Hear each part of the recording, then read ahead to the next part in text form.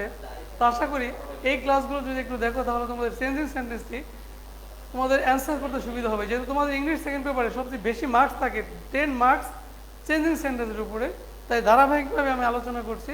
এই ক্লাসগুলো দেখলে অবশ্যই তোমরা উপকৃত হবে আশা করি। তো প্রিয় শিক্ষার্থীরা, আমরা আলোচনা করছিলাম অ্যাসার্টিভ থেকে ইন্টারোগেটিভ, অর্থাৎ অ্যাসার্টিভ সেন্টেন্স থেকে কীভাবে ইন্টারোগেটিভ করতে হয়। আর এখানে গত ক্লাসে আমরা 4 নাম্বার রুলস পর্যন্ত আলোচনা করেছিলাম। আজকে তারপর থেকে অর্থাৎ এভরি প্লাস নাউন যুক্ত এভরি যুক্ত অ্যাসার্টিভ সেন্টেন্সকে কীভাবে ইন্টারোগেটিভ করতে হয় সেই রুলস পর্যন্ত গত ক্লাসে আমি শেষ করেছি। আজকে তারপর থেকে আলোচনা করবো, দ্যাট মিনস রুলস নাম্বার 5। তো আজকে দেখো আমাদের 5 নম্বর রুলসে আছে, যদি কোনো সেন্টেন্সের মধ্যে বা অ্যাসার্টিভ সেন্টেন্সের মধ্যে যদি নো বডি নো ওয়ান বা নাম থাকে, তাহলে এই সেন্টেন্সে কীভাবে কী করতে হয়, ইন্টারোগেটিভ করতে হয়। নো ওয়ান বা নো বডির পরিবর্তে এর পরিবর্তে কী বসে বলো তো, এর পরিবর্তে হু বসে, হু কী বসে, নো ওয়ান নান বা নো ওয়ান বা নান বা নো বডি এর পরিবর্তে কী বসে আমাদের বলো তো, হু বসে, এবং বাকি অংশ প্লাস প্রথম চিহ্ন, একদম সহজ। অর্থাৎ আমরা লিখে নিই একবারে, দেখো নো বডি নো ওয়ান এবং নান যুক্ত, nobody no one none যুক্ত অ্যাসার্টিভ সেন্টেন্স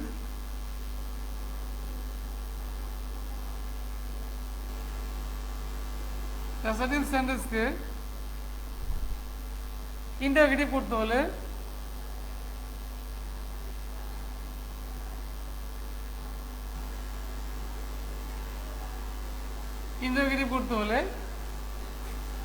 নো ওয়ান বা নো বডি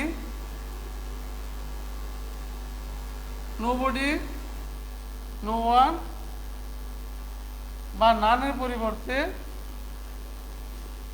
কি বসে, হু বসে, কি বসে, হু প্লাস বাকি অংশ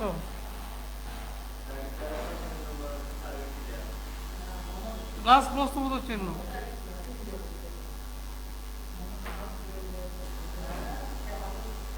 দেখো নো বডি নো ওয়ান বা নাম যুক্ত অ্যাসার্টিভ সেন্টেন্সকে ইন্টারোগেটিভ করতে হলে নো বডি নো ওয়ান বা নানের পরিবর্তে কি বসে, হু বসে প্লাস বাকি অংশ বসে, এবং শেষে কি বসে, কোশ্চেন মার্ক বা প্রশ্নবোধক চিহ্ন বসে। প্রিয় শিক্ষার্থীরা, আমরা যদি এক্সাম্পল খেয়াল করি, nobody could ever count my love for you, আমরা যদি লিখি নো বডি কুড এভার, খেয়াল করুন প্র্যাকটিসে,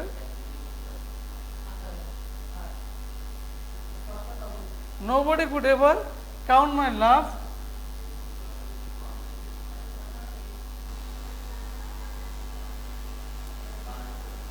দেখো nobody could ever অর্থাৎ কেউ, এমন কেউ নেই, count my love for you, যে তোমার প্রতি যে আমার ভালোবাসা সেটা পরিমাপ করতে পারবে বা কাউন্ট করতে পারবে।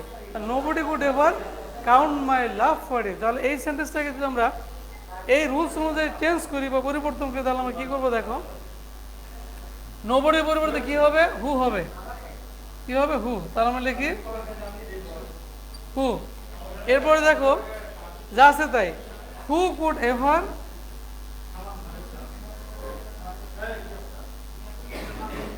Ever count my love for you, শেষে কোশ্চেন মার্ক, কি হবে, কোশ্চেন মার্ক। আমরা লিখতে পারি তাহলে who could ever count my love for you, who could ever কে আছে, count my love for you, যে তোমার প্রতি আমার ভালোবাসাকে পরিমাপ করবে, এবং কেউ নেই। তাহলে প্রিয় শিক্ষার্থীরা, অ্যাসার্টিভ সেন্টেন্সের মধ্যে নো বডি নো ওয়ান বা নাম থাকলে এটাকে ইন্টারোগেটিভ করতে হলে আমরা কি করব, নো বডি নো ওয়ান বা নানের পরিবর্তে হু বসাবো, আর বাকি প্লাস বাকি অংশ মানে বাকিটা ঠিক থাকবে, শেষে শুধু কোশ্চেন মার্ক বলবে, কি বলবে, প্রশ্নবোধক চিহ্ন বা কোশ্চেন মার্ক বলবে।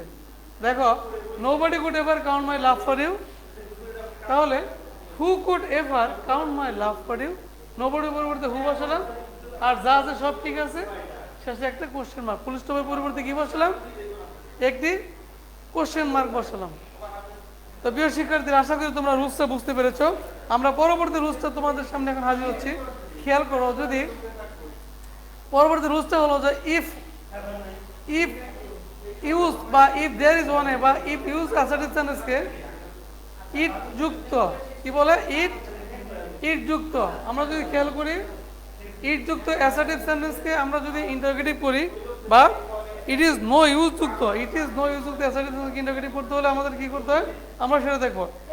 এটা কি ইট ইজ নো ইউজের পরিবর্তে ওয়াই বসে, ইট ইজ নো ইউজ, খেয়াল করো rules number 6, it is no use যুক্ত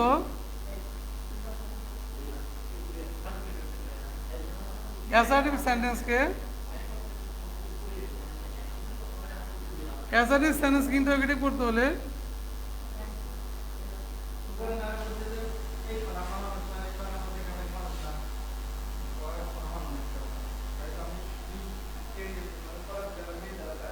ইট ইজ নো ইউজ যুক্ত অ্যাসার্টিভ সেন্টেন্সকে ইন্টারোগেটিভ করতে হলে ইট ইজ নো ইউজের পরিবর্তে ওয়াই বসবে। কি বসবে?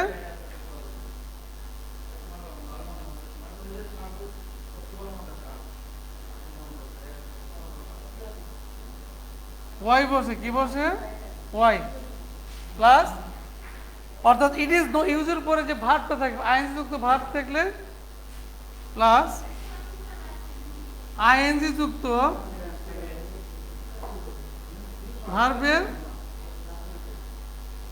ভার্বের প্রেজেন্ট ফর্ম হবে।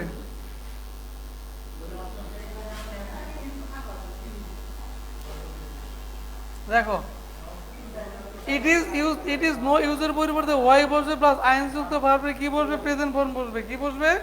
প্রেজেন্ট ফর্ম বসবে। এরপরে খেয়াল করো প্রিয় শিক্ষার্থীরা, প্লাস বাকি অংশ প্লাস প্রশ্নবোধক চিহ্ন শেষ, প্লাস বাকি অংশ প্লাস প্রশ্নবোধক চিহ্ন বসবে।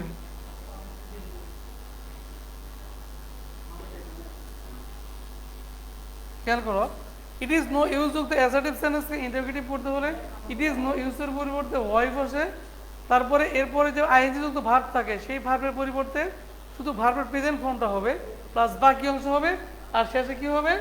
কোশ্চেন মার্ক হবে। যদি আমরা একটা এক্সাম্পলের মাধ্যমে দেখি তাহলে আমাদের ব্যাপারটা ক্লিয়ার হয়ে যাবে। খেয়াল করো প্রিয় শিক্ষার্থীরা, এক্সাম্পলটা খেয়াল করো, তাহলে তোমাদের কি স্পষ্ট হয়ে যাবে আমরা কি আলোচনা করছি। It is no use memorising answer, এটি প্রয়োজন নেই।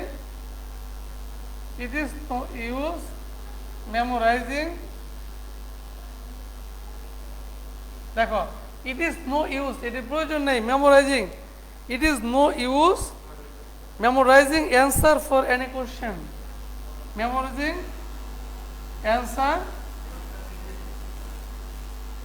অ্যান্সার অর্থাৎ প্রশ্ন মুখস্থ করার প্রয়োজন নেই for any examination.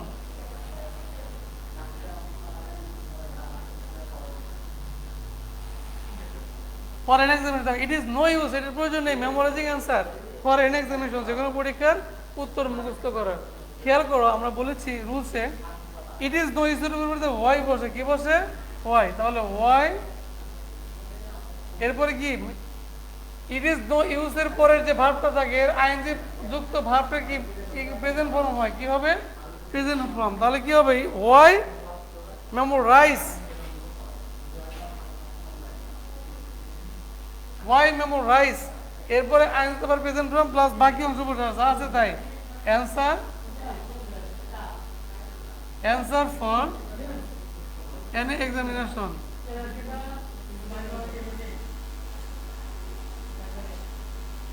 For any examination শেষে কি?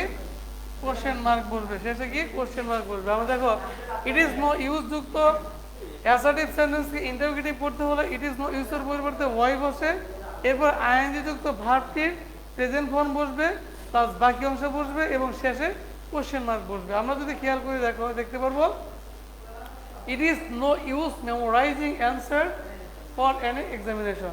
তাহলে ইট ইজ নো ইউজের পরিবর্তে কি বসালাম? ওয়াই বসালাম, নিয়ম অনুযায়ী বা রুলস অনুযায়ী ওয়াই। এরপরে মেমোরাইজিং এর আইএনজি যুক্ত ভার্ব কি হলো? প্রেজেন্ট ফর্ম হলো মেমোরাইজ, এরপরে যা আছে তাই অ্যান্সার ফর এনি এক্সামিনেশন, শেষে কোশ্চেন মার্ক দিলাম। প্রিয় শিক্ষার্থীরা, আশা করি তোমরা এই রুলসটাও বুঝতে পেরেছো। আমাদের এই অ্যাসার্টিভ থেকে ইন্টারোগেটিভ করার আরেকটি মনে করো যে আমাদের আরেকটা রুলস বাকি আছে এবং আমরা আজকে শেষে রুলসটা নিয়ে আলোচনা করবো তোমাদের সামনে। ইট ডাজ নট ম্যাটার যুক্ত অ্যাসার্টিভ সেন্টেন্সকে ইন্টারোগেটিভ করতে হলে ইট ডাজ নট ম্যাটার। খেয়াল করো ইট ডাজ নট ম্যাটার যুক্ত অ্যাসার্টিভ সেন্টেন্সকে ইন্টারোগেটিভ করতে হলে কিভাবে আমরা পরিবর্তন করব সেটা আমরা এখন দেখব। দেখো rules number 7,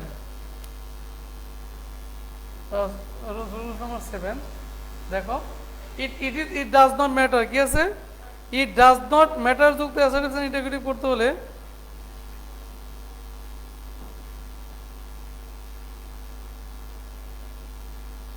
it does not matter যুক্ত অ্যাসার্টিভ সেন্টেন্সকে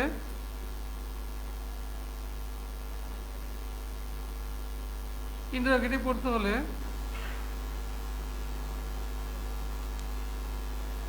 ইন্টারোগেটিভ করতে হলে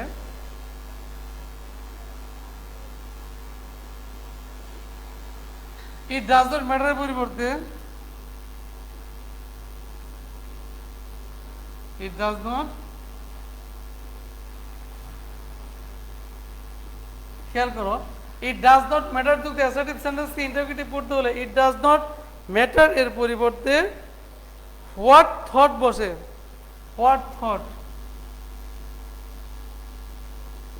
হোয়াট থট, হোয়াট থট, ইস ও ইস ইস, হোয়াট তো, হোয়াট তো বসে, কি বসে, হোয়াট তো বসে, প্লাস বাকি অংশ,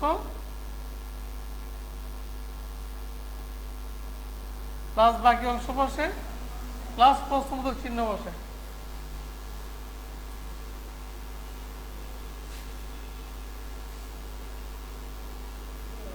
দেখো, ইট ডাজ নট ম্যাটার যুক্ত অ্যাসার্টিভ সেন্টেন্সকে ইন্টারোগেটিভ করতে হলে ইট ডাজ নট ম্যাটারের পরিবর্তে হোয়াট থট বসে, প্লাস বাকি অংশ বসে, প্লাস প্রশ্নবোধক চিহ্ন বসে। আমরা একটা এক্সাম্পলের মাধ্যমে ক্লিয়ার হয়ে যাচ্ছি।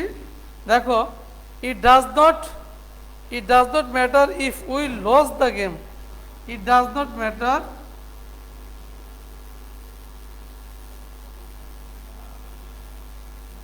If, it does not matter এটা কোনো ব্যাপারই না, ইফ যদি we lose the game,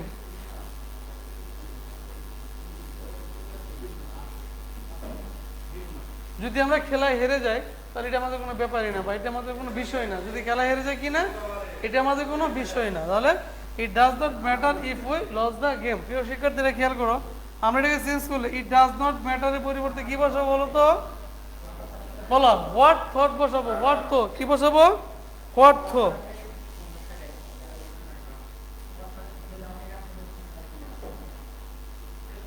what তো বসাবো, এরপরে যা আছে তাই, প্লাস বাকি অংশ, if we lose the game, সেটা কি কোশ্চেন মার্ক বসবে, কি বসবে, কোশ্চেন মার্ক বসবে। খেয়াল করো প্রিয় শিক্ষার্থীরা, ইট ডাজ নট ম্যাটার যুক্ত অ্যাসার্টিভ সেন্টেন্সকে ইন্টারোগেটিভ করতে হলে ইট ডাজ নট ম্যাটারের পরিবর্তে হোয়াট থট বসে, হোয়াট তো, প্লাস বাকি অংশ বসবে, শেষে কোশ্চেন মার্ক বসবে। দেখো, it does not matter if we lose the game, এটি কোনো ব্যাপার না যদি খেলা হেরে যায়।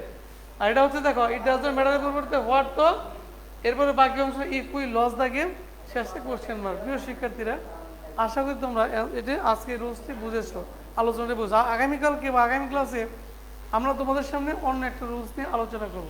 তো ভালো থাকবে, সুস্থ থাকবে, আল্লাহ হাফেজ, আসসালামু আলাইকুম।